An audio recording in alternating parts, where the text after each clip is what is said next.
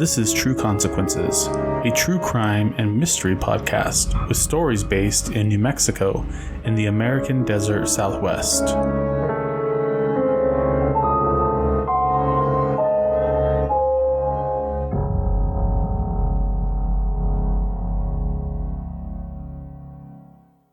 Welcome to True Consequences. This is Eric Carter Lundeen, your host. Thanks for joining us on our first ever episode of True Consequences. This project is a passion project of mine that I'm very excited to share with you. Don't forget to subscribe, rate, and review, and communicate with me on social media. You can find me on Instagram, True Consequences Pod. You can find me on Twitter at TrueConsPod.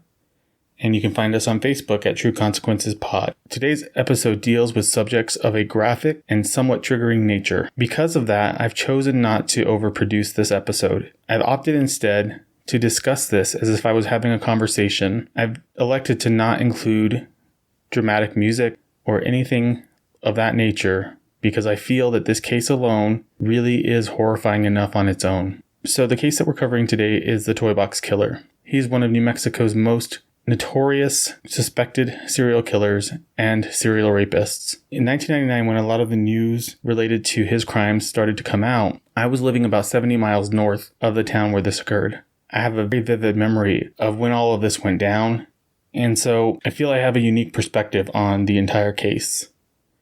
I've also talked with people who are involved in this case, done a tremendous amount of research. A lot of the information that I found can be found online. Several websites, ThoughtCo, Murderpedia, but the bulk of my research came from a book called Consequences by J.E. Sparks. I will mention this several times in the episode. If you're interested in learning more about this case, it's probably one of the most comprehensively done true crime books that I've related to one specific case. Okay, without further ado, let's get into this. Thanks again for joining True Consequences.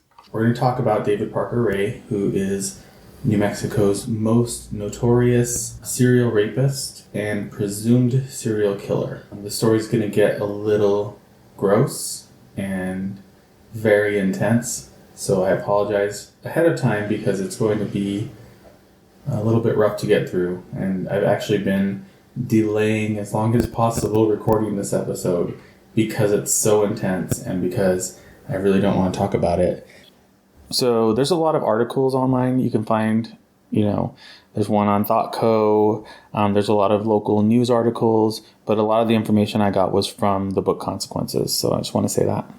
In March of 1999, a series of horrifying events completely rocked the small town of Truth or Consequences, New Mexico. Truth or Consequences is also known as TRC. Before it was called Truth or Consequences, it was called Hot Springs, New Mexico. And actually, the town changed its name to Truth or Consequences for a radio contest. There was a game show back in the 50s, I believe, that was called Truth or Consequences. They had a contest. Whichever city changed their name to the name of the game show won a recording of that show in that town. And Truth or Consequences is the one that won.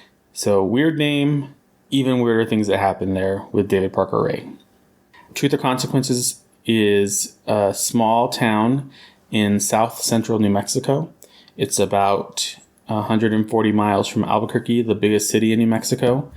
It is in the desert, so there's a lot of tumbleweeds, cactuses, but there's also some mountains.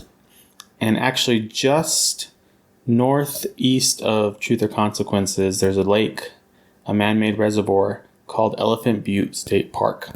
And it's called Elephant Butte because in the middle of the lake, there is a rock formation that actually looks like an elephant. It is the largest lake in New Mexico, and it's very popular among local residents for water recreation, fishing, camping, all that kind of stuff. TRC actually only has about 6,000 people. So it's a very small town. It's just off of Interstate 25. And it's actually in the Chihuahuan Desert, which is a huge desert that goes from New Mexico and Arizona, I think part of California, all the way into Mexico. So it's really hard to understand that area unless you've actually been there. New Mexico is considered the high desert, which means that it has a high elevation. For example, Albuquerque is about a mile above sea level. There's a lot of sand and cactus and lizards and all those things, snakes as well, but there are also large mountains. In fact, the Rocky Mountains go all the way through the entire state from the north end all the way down into the south end of the state. The Rio Grande River also snakes through the entire state. Elephant Butte Lake was constructed by the Army Corps of Engineers, and they built a dam on the Rio Grande River, which created the lake. You would expect it to be a very safe place to live, a safe place to grow up, a quiet town, but actually it harbored some of the most gruesome and unthinkable things New Mexico had ever seen at the hands of David Parker Ray, the Toybox Killer. Let's talk about David. He was born in Belen, New Mexico on November 6th, 1939, to Cecil and Nettie Ray, two poor ranchers from Valencia County, which is the county where Belen, New Mexico is. Belen is about 30 minutes south of Albuquerque on I-25. It's a very small town as well, very rural, a lot of farmland. Cecil, David's father, was an abusive and violent man. He was also an alcoholic. He showed very little interest in the lives of his children. He had two children, David as well as David's sister. David's parents divorced when he was 10 years old, and his father moved away fairly soon after the divorce. For some reason, David was sent to live with his grandparents, so his mom dropped him off at her parents' house and left. So you have to imagine that he probably felt rejected at 10 years old. His grandparents were said to be very strict disciplinarians, and they were not known for being affectionate. In fact, they were really known for making sure that David and his sister both looked well presented whenever they were out, even school. He would often be forced to button his shirt all the way up to his neck. And unfortunately for him, back then that was not in fashion. And so he would get teased a lot because of the way he looked. So around 12 years old, David was known to set off homemade explosives in the woods near his grandparents' home in Mountain Air, New Mexico. So Mountain Air is probably an hour and 20 minutes east of Belen, New Mexico. It's a small mountain town. I don't know the population offhand, but it's not very large. There's not very many people there. I would guess it's less than 1,000 people that live there. So something interesting about David Parker Ray, I know that often you'll see with some serial killers that they have some head trauma early on in life and bedwetting. There's no reports of any of that in his childhood, but again, there's not a lot available related to his childhood, so it's hard to know if any of that actually happened or not. A childhood friend remembered David as a shy teenager, especially around girls. He was often bullied in school, and because of this, he turned to drinking and drugs. David's father was in and out of his life from the time he was dropped off at his grandparents' house. When he came, a lot of the books that I read talk about him just torturing David and his sister, abusing them, mentally abusing them, and then he would leave several bondage and S&M pornography magazines for David and then take off. By all accounts, these magazines were the beginning of his fascination in the BDSM lifestyle. And in his teens, he started exploring sadomasochism and experimenting. His sister even discovered some drawings and photos that he had hidden showing women tied up and tortured. She never mentioned this to anyone because the subject was well beyond taboo in the 50s. So sometime around high school, he started to show a natural talent for mechanics and started working on cars. His grades really weren't that great, so this was a really good opportunity for him to create a career for himself. So once he finished high school, he actually started being a mechanic full-time. And he married shortly after high school and had one son. So apparently, David shared with his first wife that when he was a teenager, he raped and murdered a woman that he had tied to a tree. That's never been confirmed. It's never been substantiated, but that's what she claims. Shortly after his marriage, he joined the Army, where he continued to work as a mechanic. he was honorably discharged from the military. His first marriage failed shortly after he came back from his service, and he attempted marriage 3 more times. He also had a daughter, and her name was Glenda Jean Ray, but she went by Jessie. Jessie Ray would soon become a big part of the story of the Toybox Killer, but we'll get to that later. So it's said that David and Glenda had a very close relationship. We'll call her Jessie because it'll get confusing if we don't start doing that. So David and Jessie had a very close relationship, and she was aware of his dark proclivities. Apparently, she contacted the FBI in 1986 in an attempt to turn him in to the authorities. But the Bureau was unable to act because, according to them, the claims were too vague and lacked specific information. And then it seems as time passed, she was able to put those resentments aside and rebuild her relationship with her father, so much so that she actually lived with him at one point. There's some other things that happened between the point where Jesse, tried to turn him in the FBI and he moved to Elephant Butte. One of the books I read, it's called Consequences. It's by J.E. Sparks. It's a really good book. If you'd like to read it, I'd encourage you to check it out. There's a lot of misinformation out there about David Parker Ray. This person is a New Mexican. I feel like they have some good information. A lot of what they gathered was through interviews in person with a lot of the people that were involved in this case, whether they were friends of the family or family members or even the law enforcement that was involved in this case. So check it out, Consequences, J.E. Sparks. So J.E. Sparks talks about a time when David moves to Phoenix, Arizona. He's working on cars. He's working for this body shop or mechanic shop. And his boss, everybody there loves him. They think he's doing great work. And he has some sort of falling out with his boss. And I didn't really get to these specific details, but essentially that boss disappeared. Nobody knows where he went.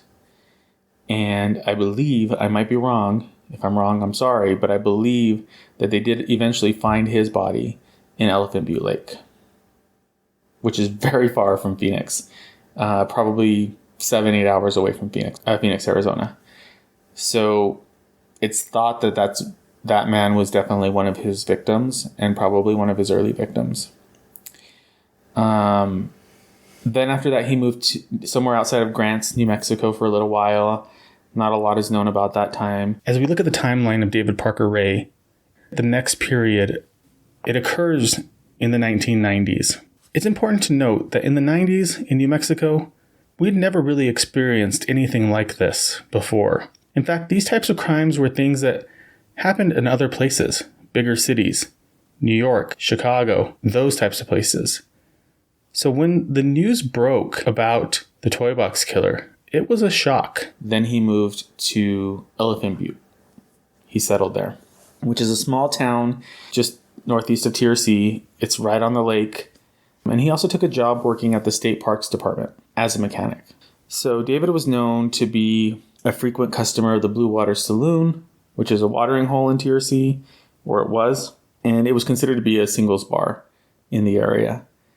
Country music and pool kept the locals coming. And according to the Sierra County Sentinel, in its heyday, the popular bar had hosted up-and-coming country artists, as well as serving as a community gathering place to meet, dance, and have a cool brew on a hot day. So David had actually used this bar as one of his many hunting grounds. David was known to have several accomplices, and one, as you probably have guessed by now, was his daughter, Jessie Ray. Jessie was known to help her dad find women to abduct so that he could torture them. It's horrifying just to think about that, but the reality of what happened is even worse than what you can imagine. So Jessie had a friend named Dennis Roy Yancey, and they partied together. They hung out all the time. And his ex-girlfriend, Marie Parker, was one of David Parker Ray's victims. So I guess he was angry with her. She was struggling with drugs and alcohol addiction. She had 2 children. At one point, she was homeless. She was living by the lake in a tent on the beach property that David Parker Ray owned. I'm not really sure exactly what happened, but basically Jesse, Dennis, and Marie all went to David's house. David tied her up, tortured her, and then somehow convinced Dennis to murder her. So Dennis killed Marie, his ex-girlfriend. Marie Parker, even though she shares a similar name, is not related to David Parker Ray. She was just in that circle of Jesse and Dennis and all those partiers down in TRC. And so David convinces Dennis to kill her, and Dennis admitted to this after everything came out. They disposed of her body. When Dennis confessed to everything, he told the cops that he would lead them to where the body was. But when they went to find the body, it wasn't there. When he confessed, he admitted that he and Jesse kidnapped Marie, took her to the toy box, and then after 3 days of torture, Ray and Jesse told him to kill her, which he did by strangling her with a rope. And then they threatened to kill him if he ever told anybody about it. I want to talk about Kelly Garrett now. And this is a horrible story, unfortunately. They all are. But I feel really bad for Kelly. So Kelly was married to a Navy sailor that she met. He was from TRC. His family lived there. And they fell in love, and they got married really fast. And there was a little bit of drama in their circles because there was another woman who was kind of after him. And she continued to try to seduce him even though he was married to Kelly Garrett. So this is going to get a little bit personal, but Kelly had a condition which made intercourse very painful for her. And so she really wasn't able to have sex with her husband, which made him very angry. And one night they got into a huge fight about it. And she decided she was going to go and hang out with her friend, Jessie Ray, and all of their friends to blow off some steam. So she goes to the Blue Water Saloon. She really isn't drinking the whole night. She's just kind of hanging out with her friends, listening to music. And then after a little while, somewhere around 9 or 10 at night, she decides to have a beer. She has a beer and she comes to right outside of her in-laws' house. She's bruised. She's sore. She doesn't remember what happened.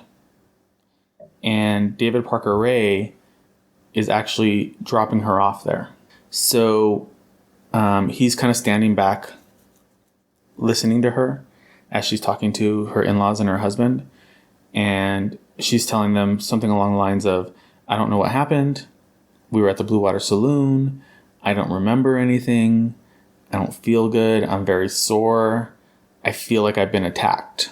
And after he hears her say that, he walks up to the front steps of the house and says, I found her wandering along the beach at Elephant Butte Lake. And she looked pretty messed up. I think she was on drugs. So I figured I would bring her home for you guys. And they thanked him. And then all hell broke loose. Her husband doesn't believe her, that she doesn't remember anything. The in-laws don't believe her. They accuse her of being a drug addict. They start yelling at her, and they kick her out of the house. So she was missing for 3 days. And David Parker Ray has bragged about the fact that he knows how to brainwash people. He also was known to drug his victims heavily so that they wouldn't remember anything. Kelly's in-laws and husband are so mad at her that she actually returned to her hometown in Colorado. And she was basically told that, they were going to get a divorce, which they did. And then the other woman who was kind of after him ended up kind of hooking up with him later. But luckily she survived, but she didn't remember anything. And we'll actually get back to her later. Okay, so now there's another victim that I want to talk about. Angelica Montano was another victim. She was a sex worker. She was abducted, tortured for about 3 days, and then drugged and left by a highway out in the desert. A police officer found her and picked her up, partially because she was a sex worker, partially because she was drugged. He really wasn't too excited to file her complaint. There was never any follow-up about what happened, but she did remember who abducted her, and she remembered who it was, where he lived. She gave very specific information. And then they asked her if she wanted to, formally file a complaint, and she said no. So they just kind of left her alone. And actually, at that point, he had a new accomplice. Her name was Cindy Hindi. So Cindy is actually from, I believe, Washington State. She was a drug addict, and she was in a very abusive relationship. She was facing some drug charges in Washington. So that, coupled with the fact that she was in this abusive relationship, she decided to leave. And she moved to Elephant Butte, New Mexico for some reason. She had a very hard childhood. She was molested at a young age. She was abused, and it's just a horrible story. Her life was not good to begin with. But at one point, she somehow hooks up with David Parker Ray, and they start dating. And he basically tells her a lot about what he's into, all his S&M and all his fantasies. And she, for some reason, is like, cool, I'm on board, sign me up. So they move in together into his mobile home. And she now becomes the other accomplice in this story and helps him to abduct women and torture them. In fact, she was involved in the Angelica Montano abduction. Cindy and David, they start really ramping things up. And at this point, I guess I should probably talk about the toy box and some of the things that he created. So as a mechanic for the state parks department, and as a very skilled mechanic, he actually created a lot of homemade torture devices. And we'll get into some of those here in a minute. He even created something that actually wasn't a torture device. It was a mobile light station that was very cheap to produce for the state parks. And so it was so well received that he actually got an award for it. It's actually the same mobile light station that they use in all the state parks in New Mexico still to this day, because it was so much more expensive to buy them from a manufacturer. It's like a little cart that has a generator, and it has tall frame and then two lights on top of it that are really bright. But it's to provide light in those remote areas where there's no electricity, basically. But he also used his talents for some very insidious purposes. He bought a small tractor trailer, box trailer kind of situation, and he rigged it up. This is his toy box. He alleges that he invested about $100,000 into this trailer. This is not his mobile home. This is a tractor trailer. Not a full-size 18-wheeler one, but a small box. It was homemade, so you can't really compare it to anything. But he could attach it to his truck and drive it wherever he wanted. He soundproofed it. So there were those foam egg crate things on the wall. He had a homemade gynecological chair that he built with stirrups and everything. He had restraints, pulleys, whips, sexual devices, homemade dildos. He even had a homemade device that would electrically shock his victims with clamps that attached to their nipples. Inside the box, there was a poster that said, "Welcome to Satan's Den." He also had several drawings of women who were being tortured. He also had photos put up of women being tortured and bound. It was just a nightmare. There were hooks, paddles. Yeah, There's actually a hook system hanging from the ceiling where he could suspend his victims from the ceiling. It was just horrifying. I'm hoping to have an interview with this person soon. We've been kind of playing phone tag. But if I can swing this will be an upcoming episode. So Cynthia Vigil was a sex worker in Albuquerque, New Mexico.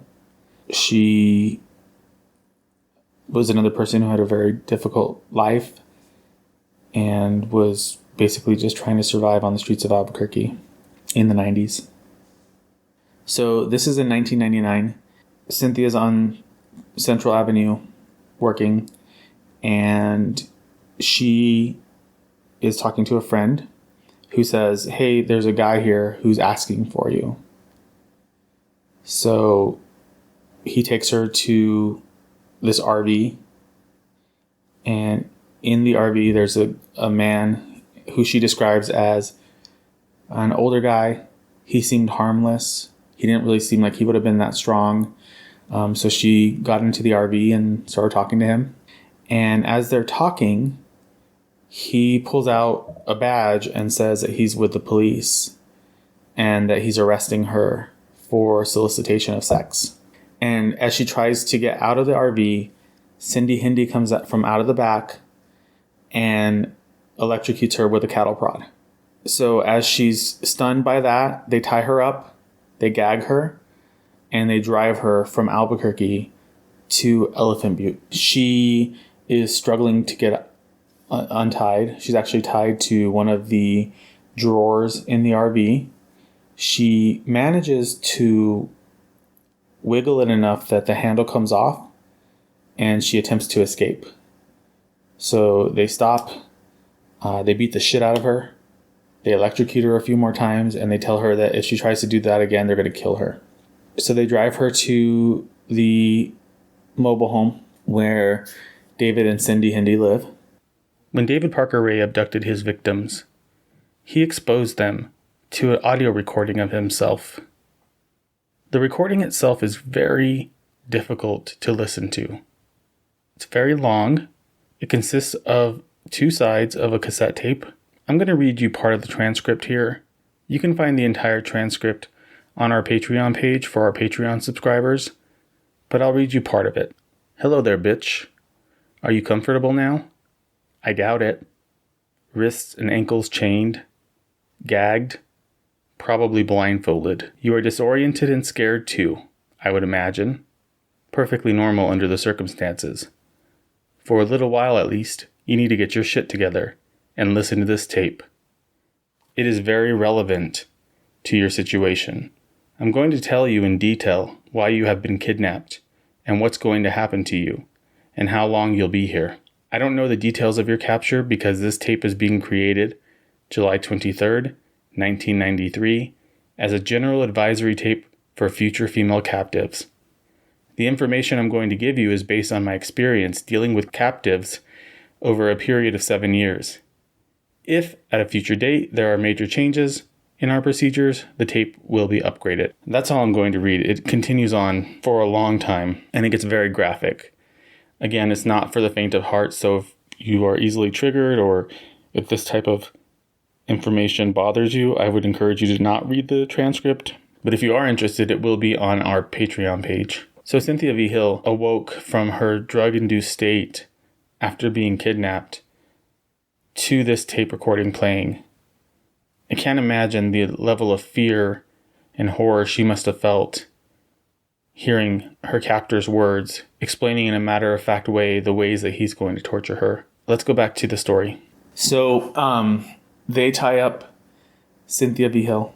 They put a metal steel dog collar around her neck with a heavy chain that's tied to a bolt on like a lock. She's tied up.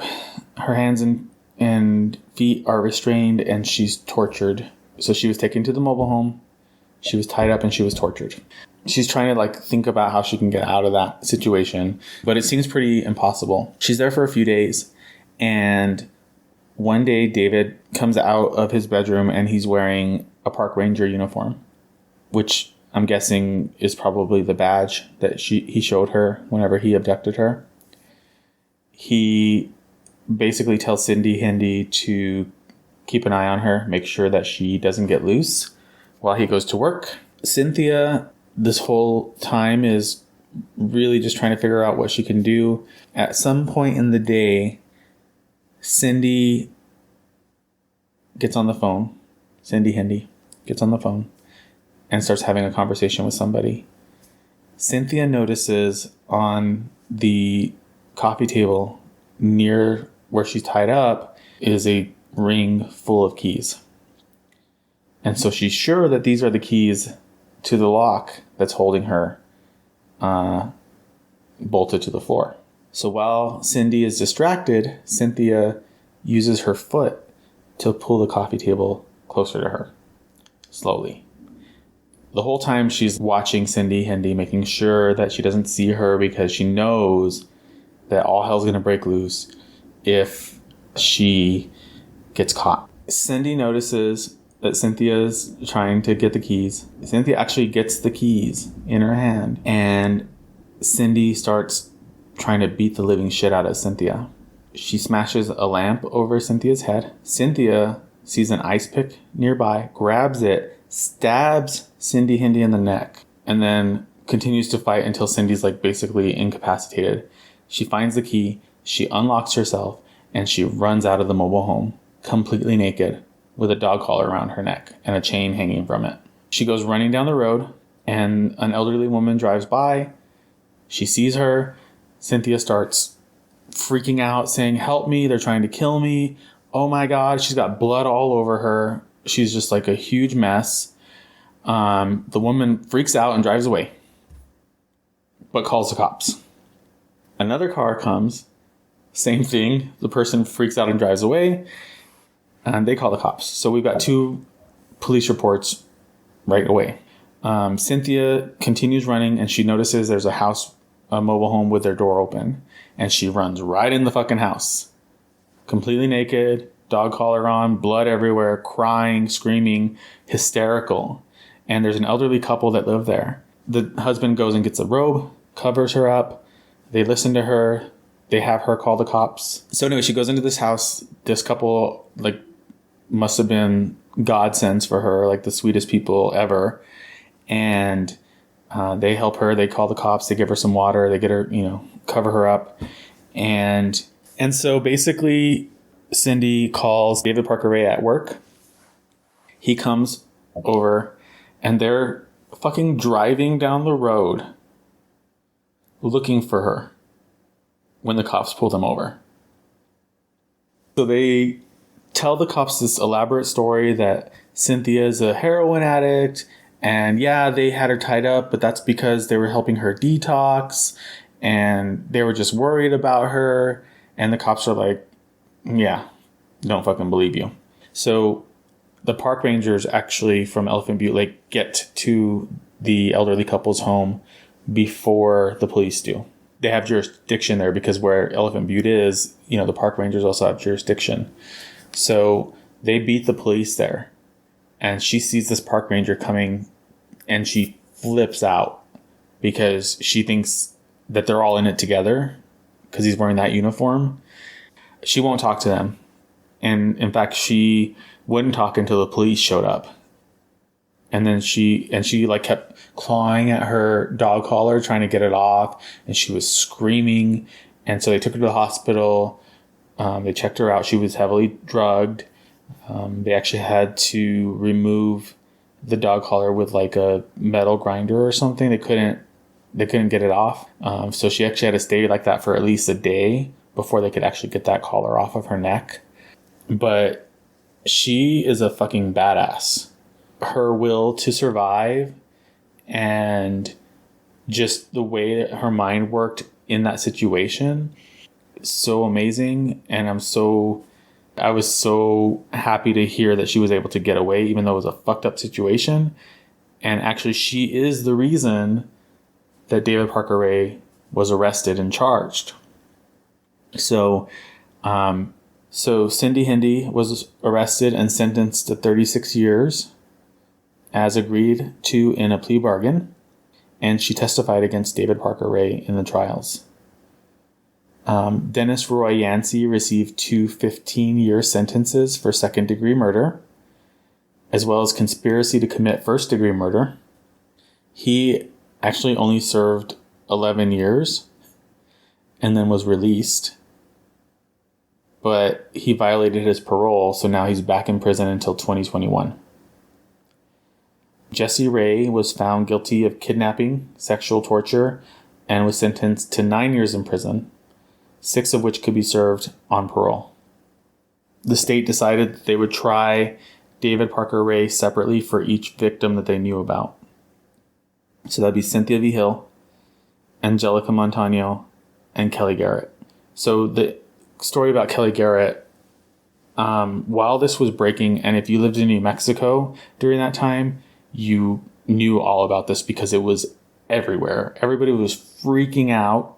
I lived actually an hour north of TRC in a town called Socorro, and I remember how scared everybody was. The whole town was on edge because of this. It just really rocked the entire state because we'd never really experienced anything like this in the state prior to him. The media coverage was so intense throughout the state, and everyone was freaking out about it because it was an insane story.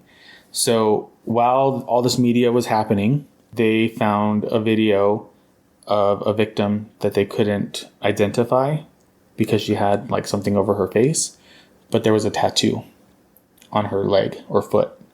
And the police shared that image of the tattoo all over the media.